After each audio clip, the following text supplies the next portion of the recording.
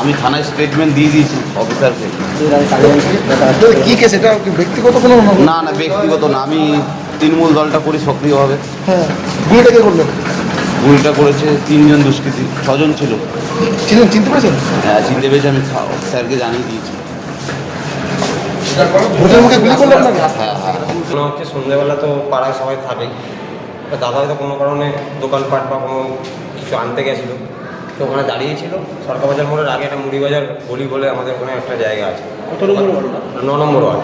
ওখানে দাঁড়িয়েছিল 6 জন, দাদা যা বললো 6-7 জন মুখ ঢাকা দুষ্কৃতী এসে কিছু কথাবার্তা নেই, গাড়ি থেকে নেবেই গুলি চালানো, মারা চালু, ও পালিয়ে যাচ্ছিল, তা ওকে পেয়ে গেছে, মেরেছে, গুলিও চালিয়েছে, ওর ফোনে লেগেছে, ওর পেটের কোনাতেও লেগেছে। একদিকে ফলতায় যখন এই ঘটনা, তখন দক্ষিণ 24 পরগনারই আরও একটি জায়গা সোনারপুর, যেখানে ভোটের প্রচারে গিয়ে আক্রান্ত হলেন নির্দল প্রার্থী রাজন্না হালদার। সোনারপুর দক্ষিণের নির্দল প্রার্থী রাজন্না হালদার তৃণমূল কাউন্সিলরের স্বামীর বিরুদ্ধে হামলার অভিযোগ। এলাকার সমস্যার কথা বলতেই মার, আঙুল ভেঙে দেবার অভিযোগ। অভিযুক্ত তৃণমূল কাউন্সিলর রেশনা মণ্ডলের স্বামী শাহিন শাহ। পাল্টা রাজন্নার বিরুদ্ধে উস্কানিমূলক ভাষণ দেবার অভিযোগ উঠেছে।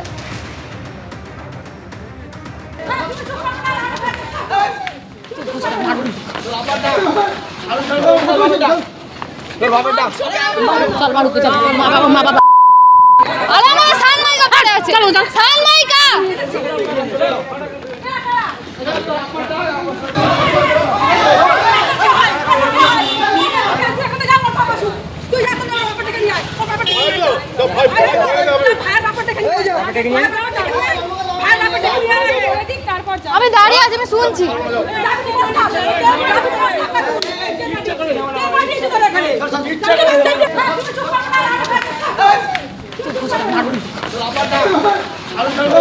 দীপিকা দি আমাকে কথায় কথায় বললো যে জানো দিদি, আজ 3 দিন হয়ে গেল, কাউন্সিলরের কাছ থেকে একটা সার্টিফিকেটে সাইন লাগবে আমার ছেলেটার, ও মার্চেন্ট নেভির হয়তো পরীক্ষা দেবে, সেই পরীক্ষাটার জন্য আজকে লাস্ট ডেট।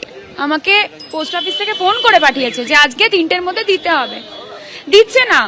আজকে সকালবেলা আমার ছেলে গেছে, অকথ্য ভাষায় গালাগালি মারতে এসেছে।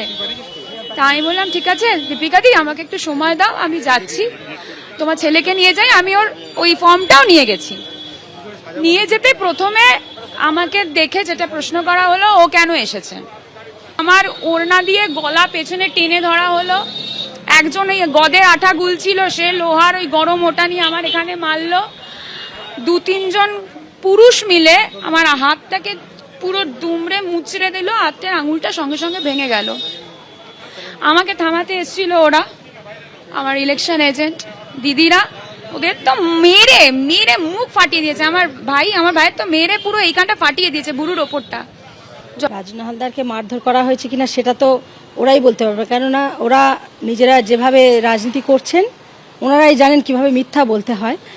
আর আমাদের যেখানে আমাদের পাড়ার মধ্যে গিয়ে, মানে আমাদের ওয়ার্ডে গিয়ে যেভাবে মিথ্যা বা উস্কানিমূলক কথাবার্তার মাধ্যমে আমাদের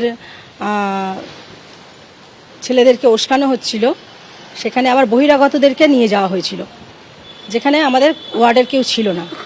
বহিরাগতদের নিয়ে গিয়ে ওনারা এটা একটা চক্রান্ত করে এই ঘটনাটা ঘটিয়েছেন। এটা আমরা পুলিশ তদন্ত করছে, আমরা থানায় জানিয়েছি, পুলিশে ইসিআইতে জানিয়েছি, ওনারা দেখুক, তদন্ত করুক, যেখানে ওনারা আইনি ব্যবস্থা নেবেন। হ্যাঁ অবশ্যই, আমাদের ছেলেদেরকেও মারধর করা হয়েছে উস্কানিমূলক কথাবার্তা বলে। যখন তারা প্রতিবাদ করতে যায় তাদের উপর চড়াও হয়েছেন। তারপরে আমাদের মহিলারাও ছিলেন, তাদেরকেও কিল ঘুষি মানে লাথি যে যেরকম পেরেছে ওনারা। আজকে সোনারপুর দক্ষিণের অন্তর্গত 26 নম্বর ওয়ার্ডে যে ঘটনা ঘটলো, এটা অত্যন্ত নক্কারজনক একটা ঘটনা। ইলেকশনে যে কেউ দাঁড়াতে পারেন, কেউ দলের হয়ে দাঁড়ান, কেউ নির্দলের হয়ে দাঁড়ান। আজকে সোনারপুর দক্ষিণের নির্দল প্রার্থী রাজন্না হালদার, তিনি 26 নম্বর ওয়ার্ডে তিনি গেছিলেন, প্রচারে গেছিলেন, সমর্থকদের সঙ্গে দেখা করতে গেছিলেন। সেই সময় দাঁড়িয়ে তার উপর যেভাবে তৃণমূল কংগ্রেসের কাউন্সিলরের স্বামী, যিনি আসলে প্রকৃতপক্ষে কাউন্সিলরের কাজটা করেন তার বউকে অন্ধকারে রেখে, তো তিনি যেরকমভাবে একটা দুর্বৃত্তায়ন করলেন রাজনীতির মধ্যে, যা আমরা দেখলাম, এটা নক্কারজনক ঘটনা। সোনারপুরে মাটি এই ধরনের ছিল না। আজকে এই তৃণমূল কংগ্রেস যে ধরনের একটা ঘটনা ঘটাচ্ছে, গোটা সোনারপুরকে কলুষিত করছে। এবিপি আনন্দ, এগিয়ে থাকে, এগিয়ে রাখে।